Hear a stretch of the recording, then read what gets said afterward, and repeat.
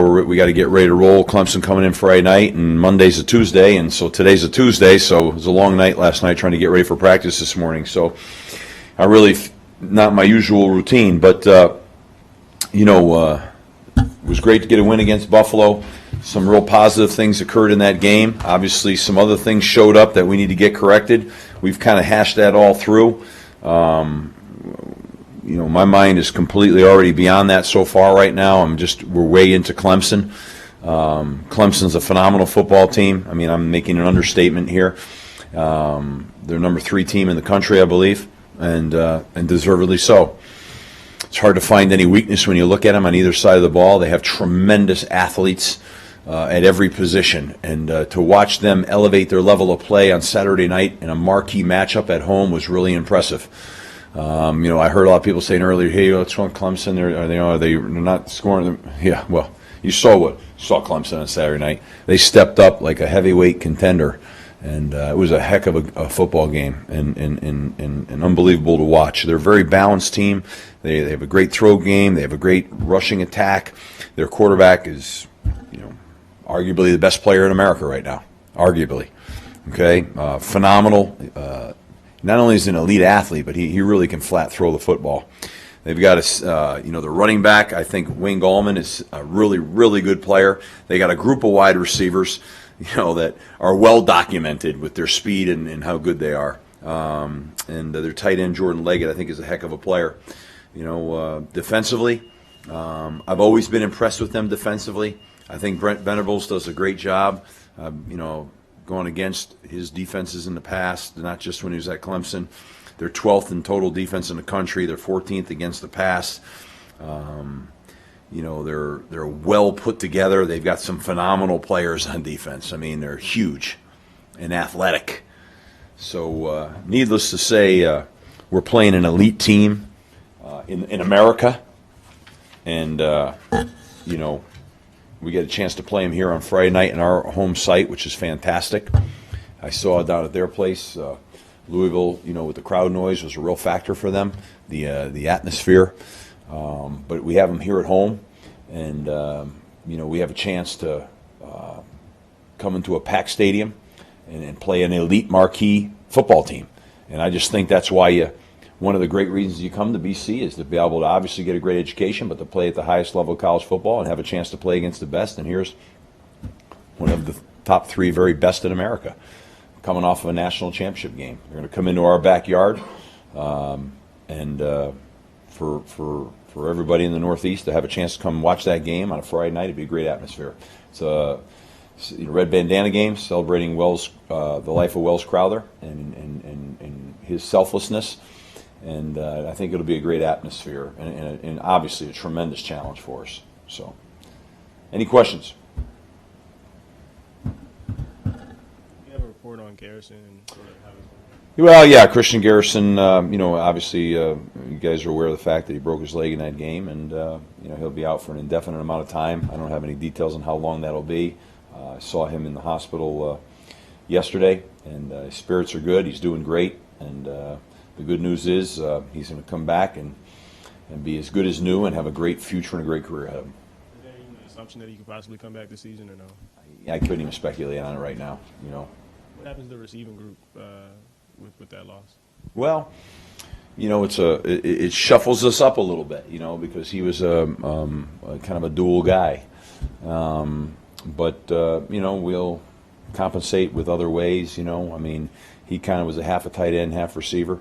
And so we'll have to, personnel that and pick up the slack there. He played a lot of snaps and was really doing a great job. Here was a redshirt freshman that was making a real impact on our football team. So it's really, we hate to obviously lose anybody, but he's going to have a real void now that we've got to account for. And that's some of the stuff we're working on right now, exactly how we're going to personnel everything. Everyone else fairly clean, or? To the best of my knowledge at this point. Let's talk about the short week. Does having the concentrated game plan, getting them all together so quick, does that actually help in a way? You really got their attention? I think being home helps you. Yeah. But no, it's hard. We practice in the mornings, so it's compounded, So we don't have we couldn't come in today and use the bulk of the day today to continue game planning. We had to get it all done yesterday and last night. I mean, not, at least all done relative to having a good day today, which we did have a good day today. I thought the coaches did a great job. I thought we had a great practice and got some real great things accomplished. In fact, I'm looking forward to going back and watching the practice tape with the coaches and going through it right now. But I thought a lot of good stuff happened. We had a hell of a day, but it was a grind. It was absolutely a flat grind, and it's different for the players. Traditionally, this is the players' day off, for us in our program. So we come in, we watch tape on Sunday, we go on the field, we work on fundamentals, and Monday's the day off. And then Tuesday's the day we have but this all got bounced up, But, I mean, it's the same thing for Clemson. It's no different. They got the same issues, and they played, late at night. Is there any concern with Jonathan Hilliman so far? He's had some flashes of good stuff, but he hasn't gotten that consistent stride that he had in 2014. Yeah, I'd say that's, I think you've seen glimpses of it. But I would say that we haven't seen that consistency, and there's a lot of factors that go into that. As I explained to you guys, it's amazing. I went back and I watched the tape. I mean, we're just at that juncture where, we could have four guys just, really rocking off the ball and just knocking people back. And there's one error by one person, and it's at the point of attack. And, what could be a 15-yard run is now a 1-yard run or a -1 or a 2. And that's what's happening an incredible amount of time. I guess that if five guys are getting their tail whooped, you'd be a little concerned. It's never really that case. But in the same breath, that inconsistency is hurting the productivity. And so I think that's been a bit of that, just the inconsistency in the run game right now that, we're working really hard at correcting. Today, we had a physical practice today, and I tell you, we look really good up front today. We really did. That was 1-1. Okay, ones versus ones. We look really good, and we're number one in total defense in the country. So we're not a slouch, right?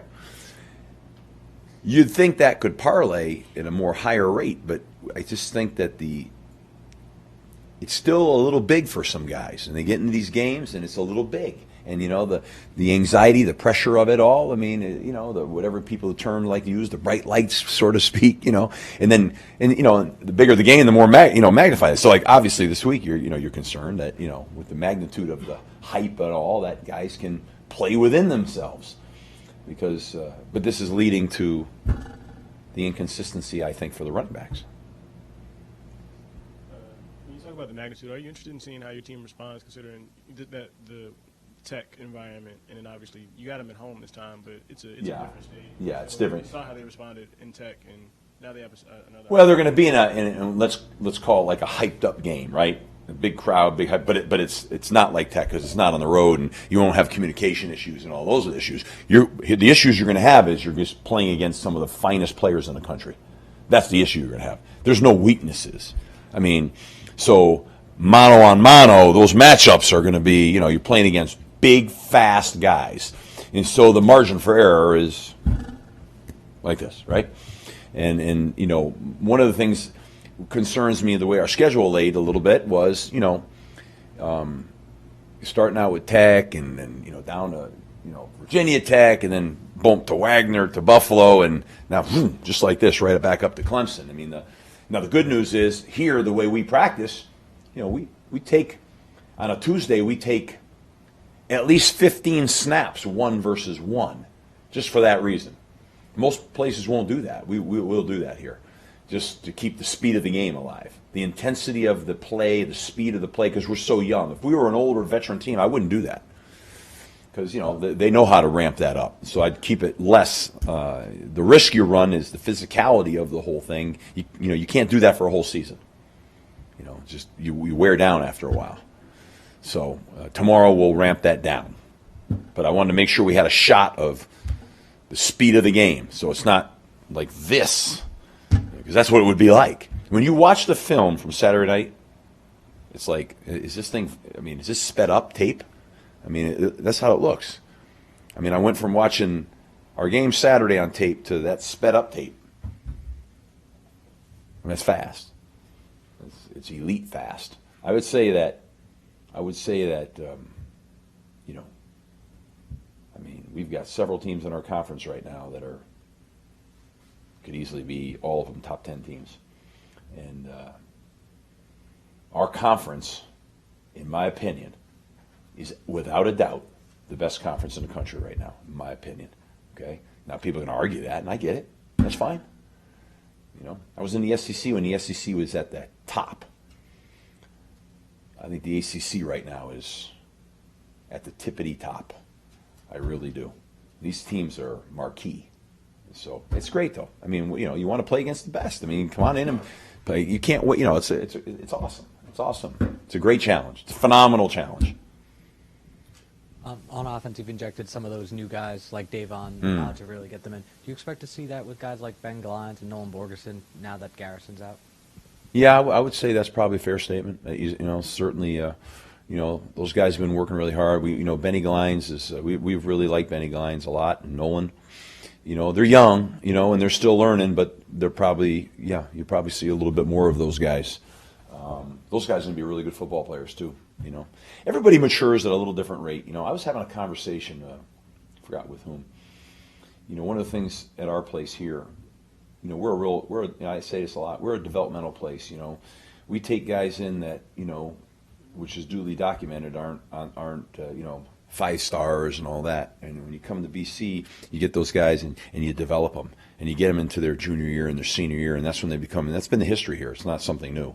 And they develop into becoming really good players, as opposed to some places get some guys that might be more ready-made early. Doesn't mean that by the time you get a couple of years in, that necessarily can be that much difference. But so we're more developmental. So guys, you know, we got some guys like Benny and those guys that I think they're going to be really good players, but they're, you know, redshirt freshmen. And they're just really young. I mean, there's so many guys we can talk about right now that are freshmen, redshirt sophomores. And at places like BC, you want to be talking about redshirt juniors and redshirt seniors and fifth-year seniors. When you're doing that, that's when you're in line, and that's going to happen here. That will be the case. And so those guys are still young guys making their way, you know, and starting to make. I don't know if you noticed, they're making plays on special teams, and you know. They're making their way. It's like Max Richardson, that true freshman. He's on those special teams. He is going to be one heck of a football player now, I'm telling you. You watch him in special teams, he's competing at a really high level. You know, it's like we broke him in at the Virginia Tech game. He had the penalty there, and it was rough and all that. But now we're getting that investment is starting to come forward. And then you saw Hamp Cheevers last week, same kind of thing on the punt return. But he's going to be a heck of a player. And so we're trying to invest in all of these young guys to get to build our annuity, so to speak. On the topic of that special teams, you've been, you know, the return game has been drastic improvement from last year. You still mentioned some of the kinks with the younger players. How has that come along so far in the first couple of days this week?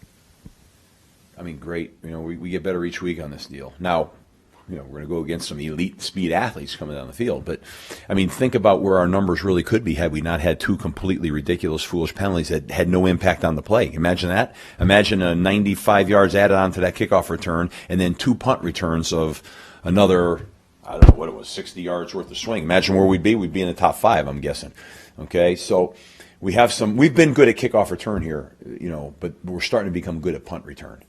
And it has a lot to do with the guys. It's everybody. It's our hold-up techniques. It's our, you know, these young guys are starting to, you know, they're gaining experience and earning their stripes on these special teams. And my experience has been, you get those guys there, and that's the precursor step to getting on the field. And that's the way it should be. And that's what's happening. So I think somebody asked me Saturday after the game about, you know, that's why we want to invest in, you know, and yes, sometimes when you invest in the young guys, the mistakes creep up and it can be a step back to go forward, but ultimately it's all forward.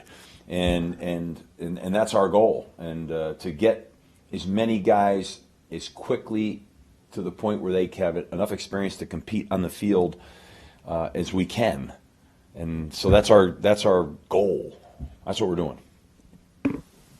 In that vein, just talk about Tyler's play on punt returns and just the way he makes that first guy miss every time.